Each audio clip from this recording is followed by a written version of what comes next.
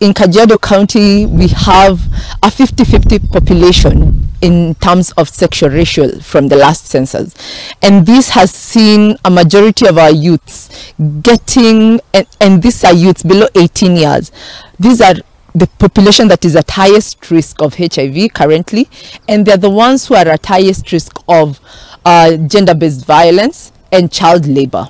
Now, the cases that we've been seeing in our health facilities are cases related to child labor na child abuse, na siku ya leo tumeweza kuangazia hizo mambo na tukasema ya kwamba tukaonelea kwamba Kajiado particularly kumekuwa na visa kama hizo za watoto kudhulumiwa na kuajiriwa wakiwa chache, wakiwa na umri mdogo, na tuko hapa kupingana na hizo mambo.